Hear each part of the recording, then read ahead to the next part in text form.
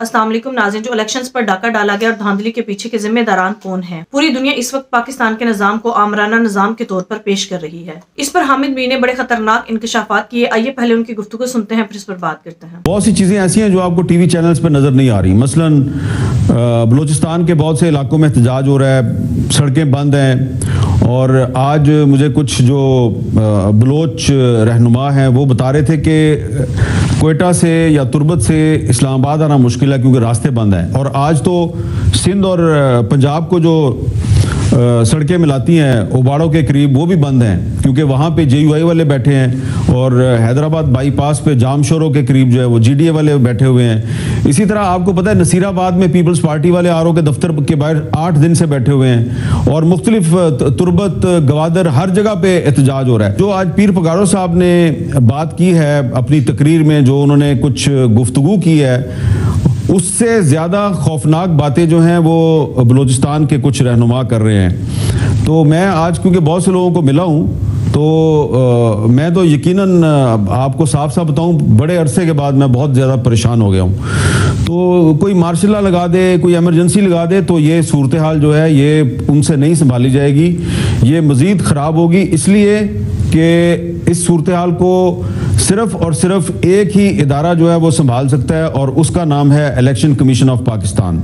लेकिन अभी तक ऐसा लग रहा है कि इलेक्शन कमीशन ऑफ पाकिस्तान जो है या तो बेख्तियार है या उसको सूरत हाल की नज़ाकत का एहसास नहीं है कि सिर्फ आज के दिन, अभी PTI ने तो कल एहतजाज करना ना, आज जो जमातें एहतजाज कर रही हैं मुख्तलिफ इलाकों में पाकिस्तान के, उनकी तादाद 10 के करीब बनती है, और उसमें GDA को भी आप शामिल कर लें जो बहुत सी जमातों का इत्तेहाद है। लेकिन हमें एक चीज़ पर ज़रूर गौर करना चाहिए शाहजेब साहब, और वो ये है कि आज जो वर्ल्ड डेमोक्रेसी इंडेक्स आया है जो दी इकोनॉमिस्ट ने जारी किया है, उसमें पाकिस्तान बहुत दर्जे नीचे गिर गया है। 2022 में पाकिस्तान डेमोक्रेसी इंडेक्स में 105वें नंबर पे था, और कहा जाता था पाकिस्तान में एक हाइब्रिड रिजीम है। लेकिन अब जो 2023 का जो डेमोक्रेसी इंडेक्स आया है उसमें पाकिस्तान 118वें नंबर पे चला गया है, यानी कि कितने दर्जे गिरा है, 105 से 118 कितने दर्जे गिर गया। और पाकिस्तान का शुमार अब अथॉरिटेरियन रिजीम्स में होता है, यानी कि आमराना निज़ाम वाली रियासत। तो ये आप खुद ही सोच लें कि वर्ल्ड डेमोक्रेसी इंडेक्स कह रहा है कि पाकिस्तान में जमहूरियत है ही नहीं है। मैं नहीं समझता कि ये नून लीग की एक इज्तिमाई ख्वाहिश है। नून लीग में बहुत से ऐसे लोग हैं जो समझते हैं कि उनको हुकूमत नहीं बनानी चाहिए। मैं उनको, मेरी अभी आज नून लीग के बहुत से लोगों से भी बात हुई है, लेकिन शहबाज शरीफ साहब का ख्याल है कि इकॉनमी को बचाने के लिए हमें हुकूमत बनानी चाहिए, लेकिन दूसरी तरफ वो ये हुकूमत पीपल्स पार्टी के बगैर नहीं बना सकते।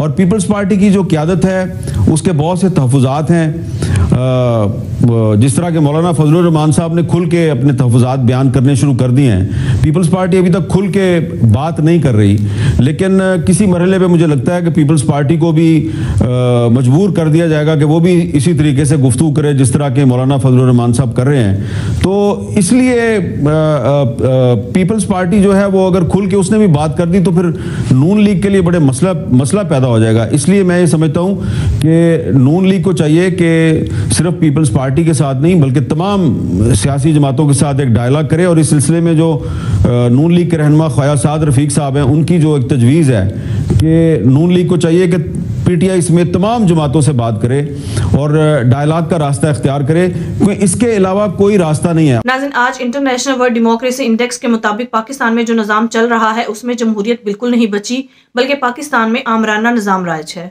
और ये पाकिस्तान के लिए इंतहाई संगीन और हसास मामला है। और नाज़रीन, ये बड़ी खौफनाक सूरत हाल है कि पूरी दुनिया इस वक्त पाकिस्तान के जमहूरी निज़ाम को नहीं मान रही, बल्कि उनके मुताबिक पाकिस्तान में जमहूरियत बची ही नहीं। तो नाज़रीन, अगर पाकिस्तान के बारे में दुनिया भर में यही सोच है तो इसका मतलब ना वो पाकिस्तान को सपोर्ट करती है और ना ही पाकिस्तान स्टेबल हो सकेगा। दुनिया सिर्फ जमहूरी ममालिक के साथ ताल्लुकात बेहतर बनाना चाहती है और उन्हीं के साथ तजारत भी करना चाहती है, और जमहूरियत पर यकीन रखती है, आमराना निज़ाम के सख्त खिलाफ है। लिहाजा पाकिस्तान को जमहूरी रास्ते पर वापस लाना बहुत जरूरी है।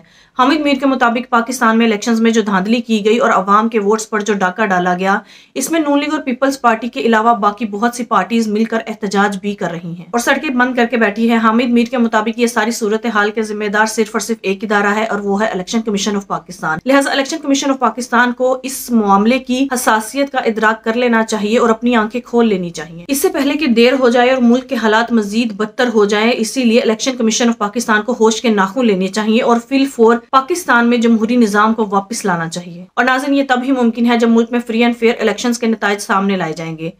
अगर इस मुल्क में मार्शल लॉ लग जाता है, जैसी कि ये अफवाहें भी आ रही हैं और मुल्क में ऐसे कुछ सूरत हाल बनती हुई नजर भी आ रही है। हामिद मीर के मुताबिक अगर मुल्क की सूरत हाल इस हद तक खराब होती है तो इन सब का जिम्मेदार सिर्फ एक ही इदारा है और वो है इलेक्शन कमीशन ऑफ पाकिस्तान। नाज़रीन, जितनी भी पार्टीज ने इलेक्शंस को मुस्तरद किया और उनके मुताबिक फ्री एंड फेयर इलेक्शंस नहीं करवाए गए, ये बात किसी से भी ढकी छुपी नहीं है कि इलेक्शन कमीशन ऑफ पाकिस्तान ने मुबैना तौर पर बदनीयती जाहिर की है और मुल्क में फ्री एंड फेयर इलेक्शंस नहीं करवाए। लिहाजा अब इलेक्शन कमीशन ऑफ पाकिस्तान की जिम्मेदारी है कि वो इस मामले को संभाले और इसकी हसासियत का इदराक करे, इससे पहले कि देर हो जाए और अफवाहें हकीकत में बदल जाएं। नाज़रीन, आपकी इस बारे में क्या राय है? कमेंट में जरूर बताइएगा। अगली वीडियो में मिलते हैं, तब तक के लिए अल्लाह हाफिज।